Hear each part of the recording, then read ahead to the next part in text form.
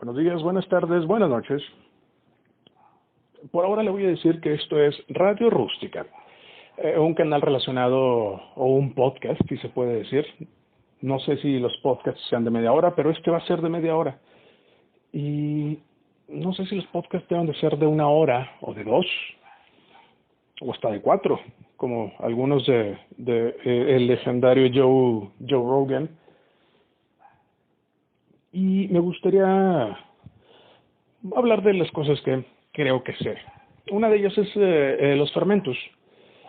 Ahora, tomo estos temas no nada más para alejarme de la temática que ya había estado presentándose en la página de Consume Sanico,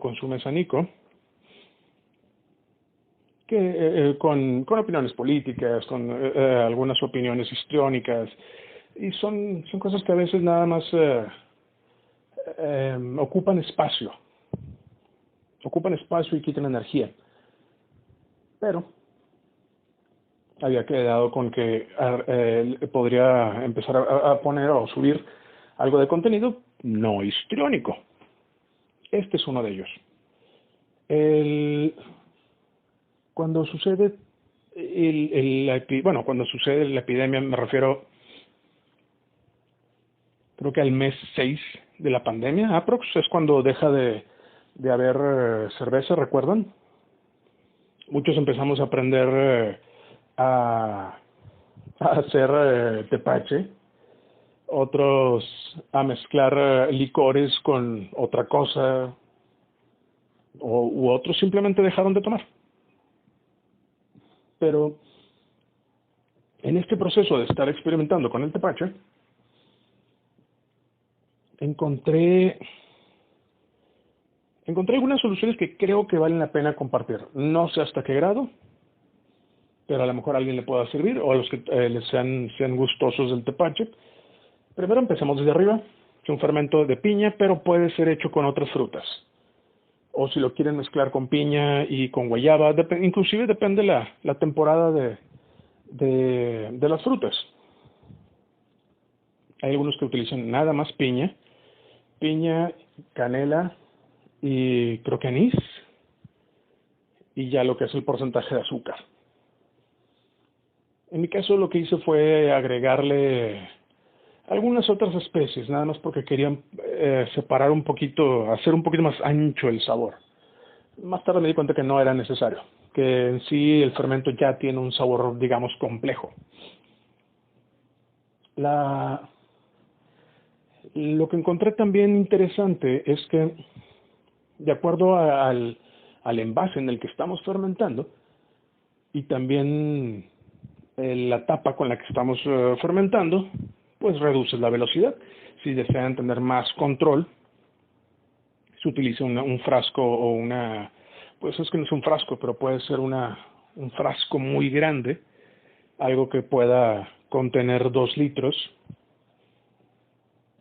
y estar midiendo lo que es diariamente la presión, estar liberando o eructando, digamos, el frasco. Personalmente prefiero en vidrio, no tanto por la leyenda, o no sé si es leyenda, pero el que se dice que no transfiere ningún sabor. No nada más eso, sino porque es muy agradable ver cómo es que se vuelve a la vida cada vez que lo destapas.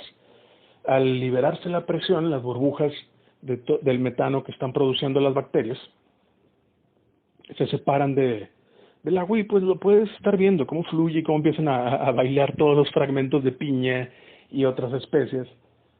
También descubrí otra cosa, que los envases de refresco, de agua mineral, los que son inclusive de agua mineral saborizada, me salto la marca, son una buena opción para el envasado.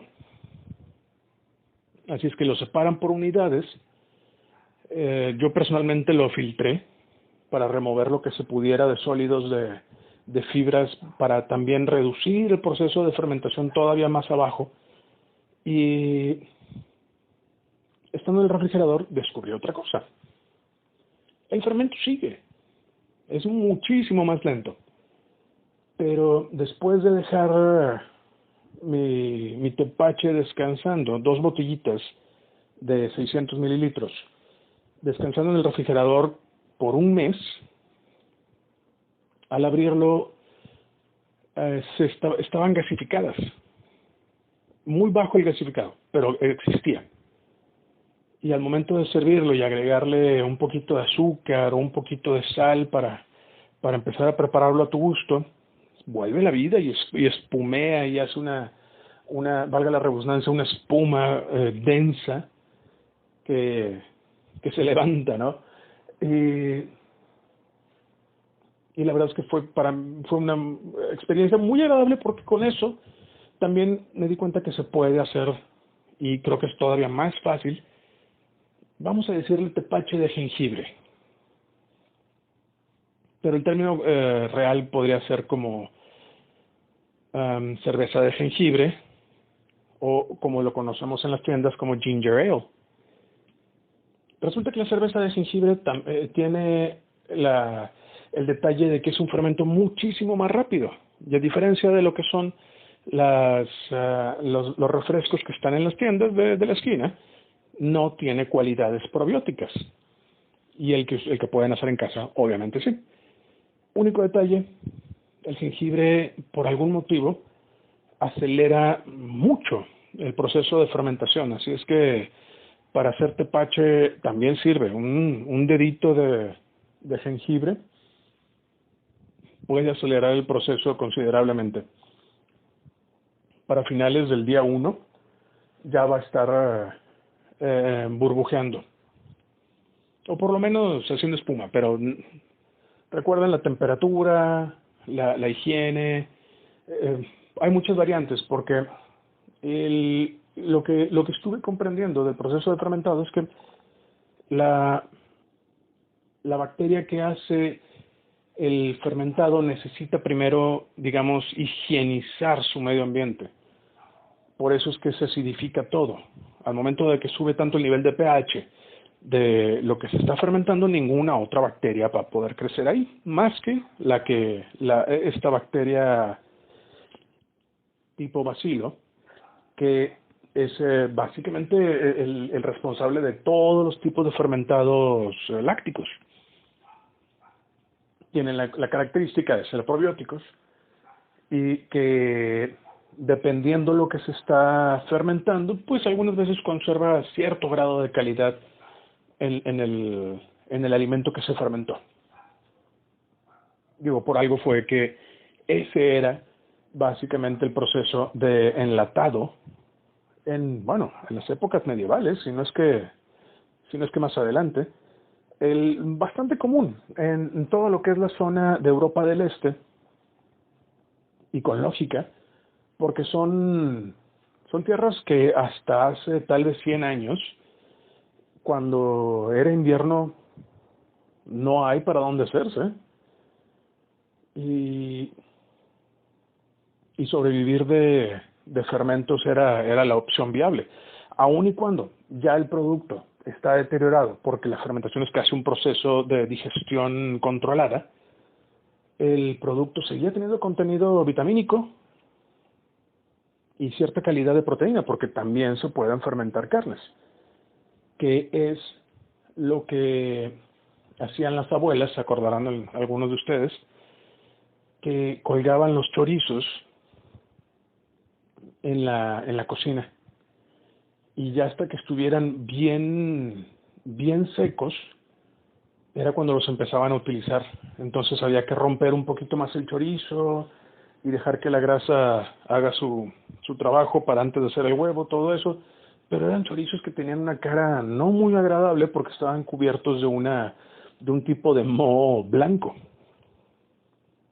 Pero no era más que la misma bacteria, este mismo bacilo, que para sobrevivir y para consumir lo que sea que estaba de carbohidratos, perdón, en este chorizo artesanal, este chorizo de rancho, primero tenía que acidificar todo el contenido, entonces quedaban con un saborcito diferente, y cosa que no se puede repetir así como así, a menos que quieran hacer un experimento con ese tipo de chorizo, pero les recomendaría investigar un poco más, porque se tiene que hacer un mapa mental con la nariz. Por ejemplo, el olor del fermentado regular es como si fuera gases gástricos, porque al final de cuentas es eso, es una consecuencia de la celulosa o de las fibras de los vegetales y las bacterias intestinales. Por eso es un olor muy parecido. Pero una vez que se tiene registrado ese olor, se identifica que no es exactamente un olor de riesgo, cosa diferente a cuando es un olor ya podrido, que acá es un poquito más fácil de confirmar cuando se, por ejemplo, fermentan hongos, los champiñones, setas, perdón, por su condición rugosa, es más fácil que puedan tener alguna otra bacteria que no sea efectivamente fácil de vamos a decir, eliminar, detener con la acidez del lactobacilo. Entonces, de repente puede pasar del olor normal, metanoso, allá podrido. Y ahí se necesita tener ese registro de olor para poder asegurarte de que cuando estás dándole seguimiento diario a lo que sea que se esté fermentando, pues no vaya por mal camino. Ahora, ¿por qué resulta práctico desarrollar esta habilidad? Dato número 1, podemos reducir un poquito lo que es el desperdicio de vegetales. Normalmente tenemos 1 o 2 vegetales que terminan echándose a perder solos en el refrigerador. Y no era necesario. Ahora, cierto es, un vegetal tiene un costo bajísimo y el esfuerzo de hacer el corte, la salinización, todo lo que es el proceso de fermentado, a lo mejor no vale la pena. A lo mejor es demasiado esfuerzo nada más para salvar 5 pesos, 10 pesos a lo mucho, de un pimiento verde, un pimiento rojo. Pero queda como la oportunidad de convertir algo que se iba a convertir en basura en un artículo probiótico que va a estar ayudando a la flora intestinal. Dato número 2. Pueden hacer sus propios fermentos de un modo controlado con simplemente bacterias que ya están sanitizadas. Por ejemplo, el Yakult. El Yakult es perfecto para poder hacer lácteos probióticos. Y con uno puedes hacer, se me hace que puedes hacer tranquilamente, varios litros, depende del tiempo que están dispuestos a invertir, porque, por ejemplo, una leche deslactosada que se le agrega un Yakult y se deja descansar durante la noche, se va a convertir en una leche probiótica. Va, digamos, a ser la versión, pero con grasa, de un Yakult. Ahora, nada más para poder hacer un mapa, y esto es una hipótesis, no estoy seguro de lo que estoy diciendo, pero sospecho que así es. Después de la Segunda Guerra Mundial, lo que eran los productos lácteos sean fermentados o sean procesados o salinizados o curados, mejor dicho, como los quesos, se convirtieron en una en una panacea, se convirtieron en una opción donde a la gente que estaban en una condición crítica, como el caso de Japón, se les podía alimentar. Porque el queso curado obviamente tiene un tiempo de vida largo en almacén, pero resulta que para estar produciendo quesos o estar produciendo algún tipo de lácteo, sin tomar en cuenta en que la mayoría de las culturas que no crecemos, y aquí agrego a los mexicanos, no crecimos con vacas, es generalmente es normal, mejor dicho, que seamos intolerantes a la lactosa, y eso incluye a los asiáticos. Así es que un buen modo de poder empezar a, a alimentar a Japón en 1950, que estaba en una crisis considerable, inclusive nacen de aquí varias firmas, digamos, o varias platillos insignia japoneses.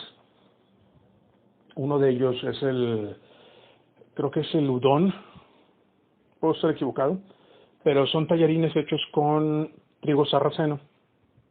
El trigo sarraceno antes se utilizaba específicamente para alimentar al ganado. Y bajo la condición de hambruna de Japón, ni modo.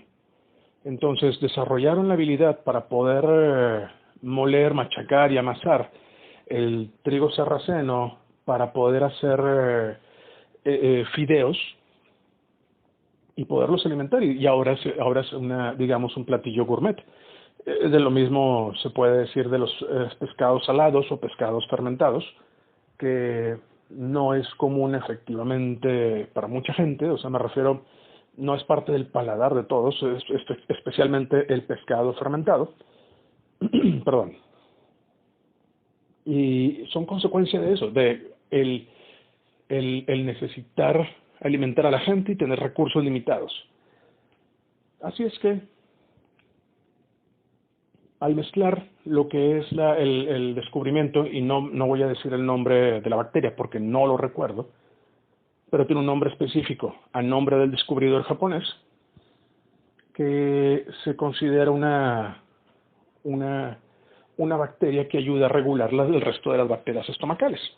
Y es un bacilo, igual que las que se utilizan para poder hacer el tepache.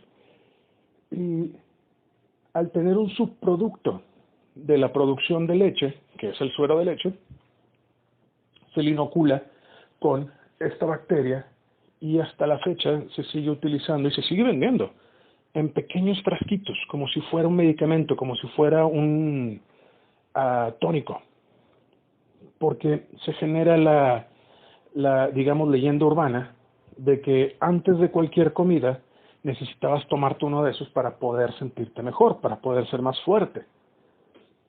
Y está muy presente todavía en la cultura japonesa y en la cultura coreana, que obviamente también tuvo un drama alimenticio después de lo que fue la guerra de Corea. Y ahí tenemos que el suero de leche más la bacteria del bacilo efectivamente está aquí entendemos que en el Yakult es un suero de leche inoculado con este bacilo, y quiere decir que este bacilo está vivo. Así es que si lo pasas a un litro de leche y lo dejaste en la noche, va a convertir todo este producto, digamos, en un Yakult. La única diferencia es que está completo. Tiene todo el contenido proteínico y graso. Así es que no va a ser una experiencia tan agradable, porque el Yakult en sí es acidito y ligero, es un solo trago. A mucha gente le gusta. A mí todavía me gusta. Pero no lo vemos igual con la leche. Por lo mismo de que culturalmente la leche es para los niños. Y no nos imaginamos en la mañana tomarte un vaso helado de leche fermentada. A nadie le cuadra la idea como para decir, sí, estaría bien agregar eso a mi dieta diaria. Aunque tal vez no sea mala idea, como experimento.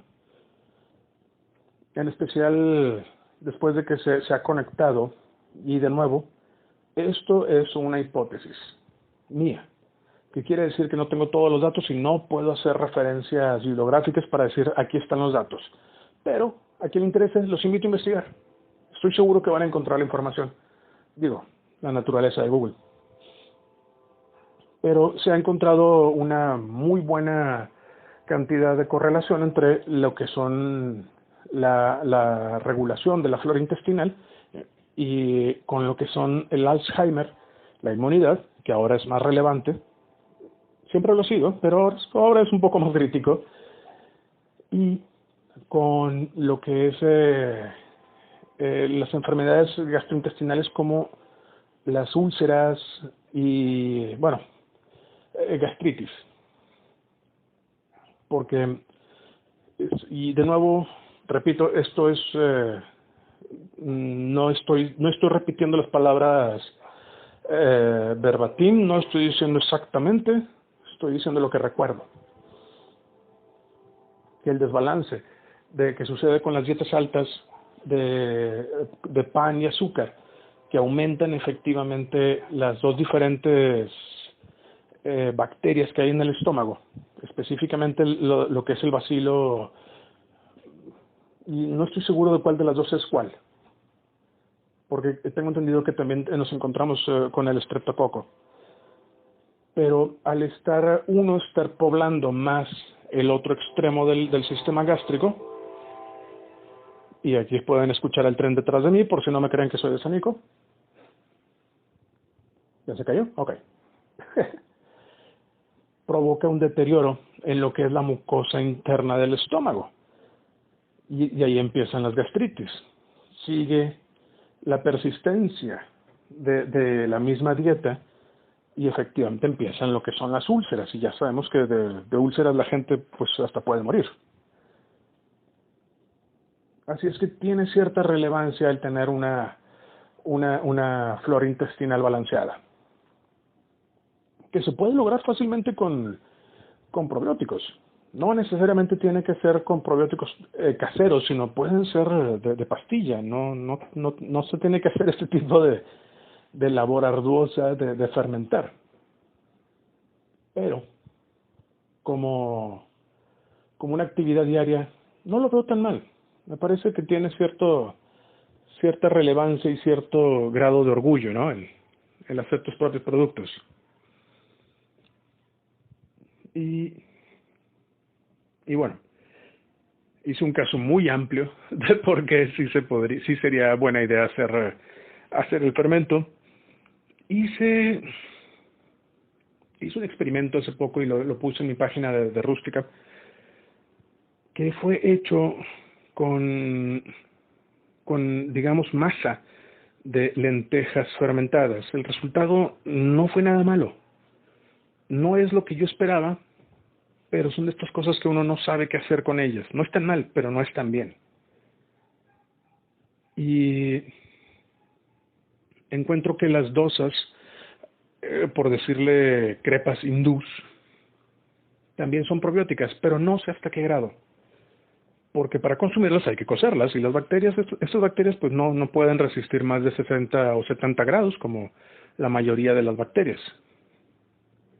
Así es que ahí me conservo un poquito,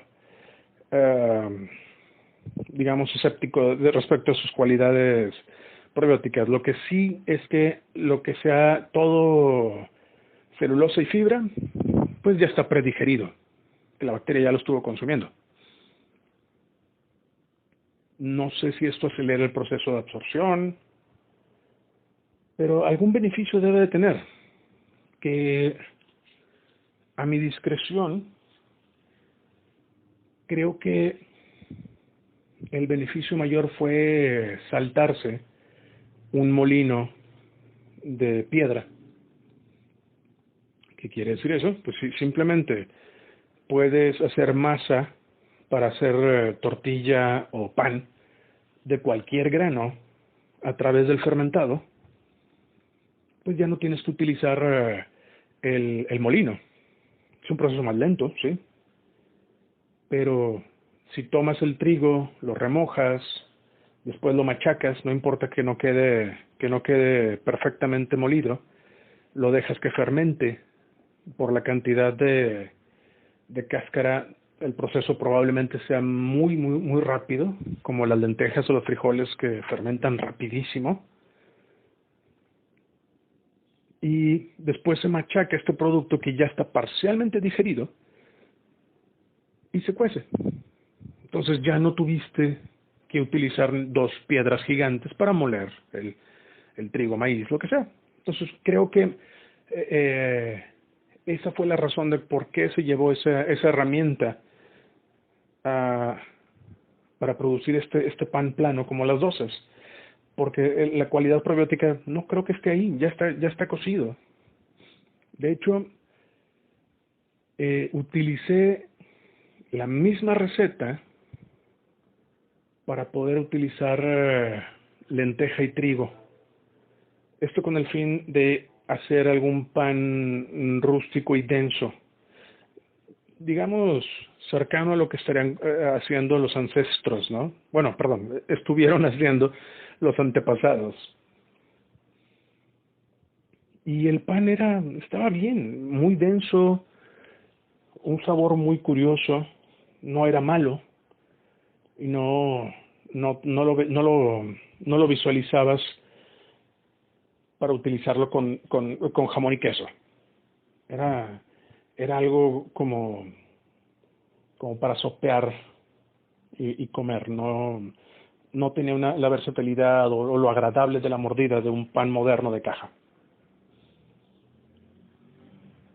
Pero bueno, son experimentos, y es parte de lo que podemos estar haciendo ahora, que estamos todavía encerrados, y bueno, aprendemos de ello. Ahora, déjame empezar a perfilarme, a cerrar este pequeño podcast. Ya vamos a cumplir los 30 minutos, y me gustaría terminar con el tepache, que aun y cuando la mayoría lo sabe hacer, resulta que también se puede hacer con betabel. Esto se llama kvass, que es una bebida fermentada, de nuevo, Europa del Este.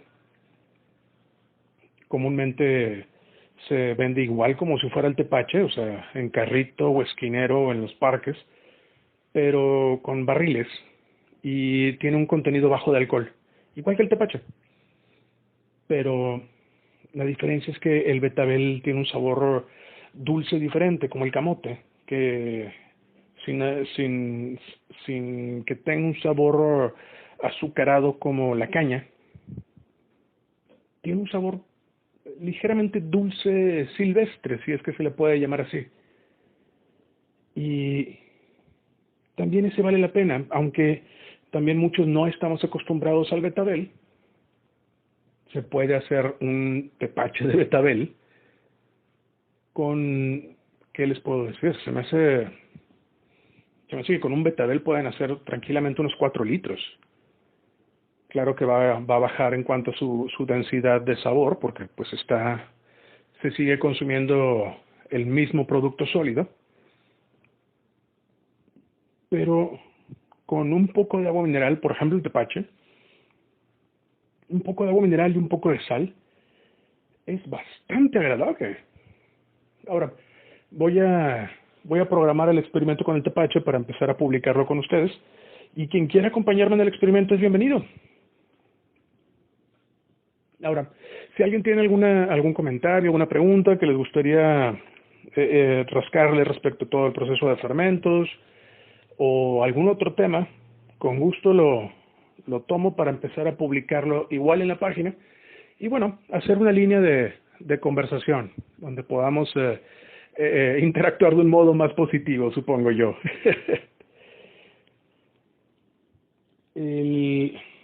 Por cierto, las levaduras que se utilizan para el pan, les recomiendo no utilizarlas para el fermento de bebidas, porque la diferencia de la bacteria podría generar un poquito más de alcohol, o inclusive podría generar el otro tipo de alcohol que es tóxico.